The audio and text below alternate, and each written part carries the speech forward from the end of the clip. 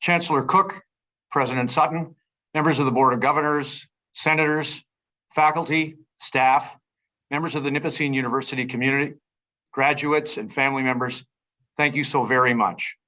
To be included on the list of recipients of this degree from Nipissing University is a special honor, and I will always cherish it. And I'm thrilled to share this experience with the graduating class of 2021. This ceremony is exactly 40 years after my own undergraduate commencement, and I could not be happier to be back on a campus, albeit virtually. As a member of the Board of Governors of this university, I had the privilege of attending many convocations, and I loved every one. Convocations are filled with emotion. They are joyful and triumphant. They are a time for genuine celebration and reflection.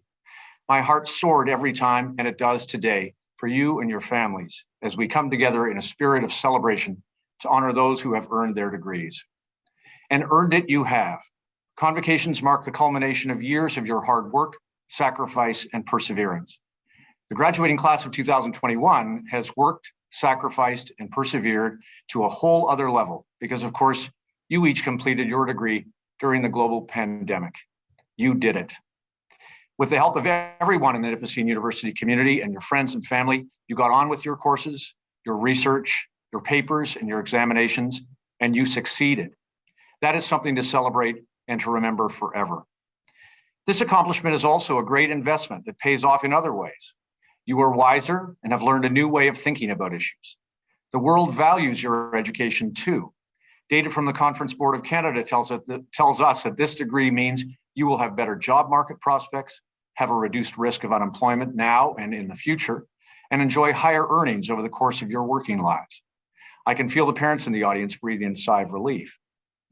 The end of this academic work is the beginning of an exciting new chapter in your lives, the lives of your family, and importantly, the lives of people you have not yet met, but who will be touched by you and what you have become as a result of your time here at Nipissing.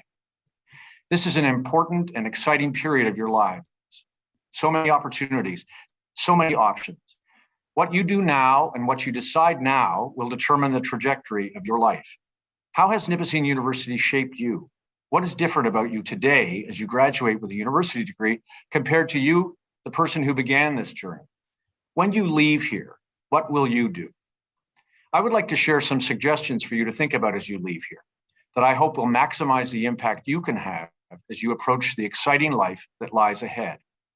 First things first, when you leave here, it is important that you believe strongly in yourself and your potential for greatness. You have already proven to the world that you are capable of great things. You owe it to yourselves and to all of us to maintain a level of confidence and belief in what Martin Luther King called your own somebodyness. Now, it is not always easy to do that. Your life will be filled with ups and downs. You will not succeed at everything you try, and not everyone you meet will believe in you. But when you leave here, you will need always to believe in yourself. Second, when you leave here, you should set high standards for yourself in everything you do. I believe it is your responsibility as a member of the community and an alumnus of this university to do your best to be your best, no matter what your chosen field of endeavor. The quality of your life will be enhanced by your commitment to excellence. You'll be able to identify and achieve your goals, and you'll be inspired to set new and more challenging goals for a lifetime. I keep a whiteboard of big ideas in my office. Across the top, I have written a note to remind me of the standards I've set for myself. It is 2 words: expectation, excellence. When you leave here, set an expectation of excellence. Third, when you leave here, resolve to be resilient and to help others. You have already shown incredible resilience in completing your degrees amid the biggest global disruption since the end of the Second World War. You did not give up, and you must never give in. You will fail, but failure does not define you. What defines you is what you do when you fail and how you support others who need your help. I know a thing or two about failure. In fact, failure is an area in which I feel I've already earned a postgraduate degree. My early education introduced me to failure. Despite my efforts, I was not a good elementary or high school student. My mother's watching the ceremony today, and she'll be celebrating her 99th birthday on June 30th. I owe her a debt of gratitude for her sacrifices that I can never repay. But to my chagrin, she has kept all my report cards, and they stand as a testament to the wide range of my failures. After my graduation from kindergarten to grade 1 at King George Public School on June 26, 1964, things went downhill rather quickly. Here are some of the assessments from my grade 8 report card. Careless and sloppy work habits continue to hinder Tom's progress. Tom's untidy work and poorly kept notes are detrimental factors if he is to achieve better results in history. Tom continues to be a careless speller. Tom's work is at times illegible, and a vast improvement is desirable. Tom lacks the ability to organize. I am disappointed with Tom's progress this term. With a better notebook and more home study, I know that he can do better.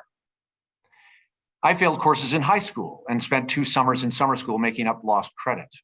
I was very fortunate to be admitted to university at all. I was interested in urban planning, but rejected at the universities to which I applied, including the University of Waterloo. But I was accepted at Waterloo in a brand new program. But before the first year began, I received a letter from Professor Greg Mikolenko, the chair, advising that the program was oversubscribed and that there was no place for me.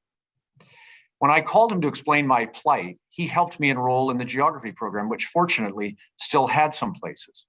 Professor Mikolenko changed the course of my life by his act of kindness and willingness to help someone in need. I have tried to always do the same whenever I have the chance. In some respects, nothing has changed for me when it comes to failure. Although I try my hardest to win every court case, sometimes I fail. And when I do, I pick myself up, try to learn the lessons that inevitably come from failure, and get on with the next case. When you leave here, brace yourself for failure. Take comfort in the peace of mind that you tried your best, get back up, and keep on going. Fourth, when you leave here, continue to nurture the relationships you have with family, friends, and your community. The isolation of the pandemic that has gripped the world for the last 15 months has reminded us of the value of human connections. As we emerge and things return to normal, most of you will be onto new communities and new workplaces. That will provide the opportunity to form new relationships that build on those that you established here at Nipissing. Take it. The friendship you made here are gifts for life. Enjoy them, nurture them, and rely on them when you need them. Be there for each other. Your classmates will cheer for you and pick you up if you fall. Strong, positive relationships with family, friends, and our communities keep us happy and healthy, not just now, but for the future. When you leave here, maintain those relationships. Next, remember that there are 2 things you can control: your effort and your attitude. I believe the difference between people who succeed and achieve their goals and have a fulfilling life and those who do not is not a difference of talent, skill, or education. It is a difference in effort and attitude. Be the person who makes things happen, who works to make things better, and who works to find solutions to problems, and do it with enthusiasm. A positive attitude makes it more likely you will succeed, and more importantly, makes it more likely others will succeed. Having a positive attitude will help you get through challenges and adversity. When you leave here, resolve to bring your best effort and attitude to everything you do.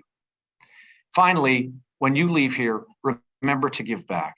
The world you are entering is emerging from a once-in-a-generation shock. It needs you to help turn the lonely and difficult days of 2020 and 2021 into the brighter days of the future.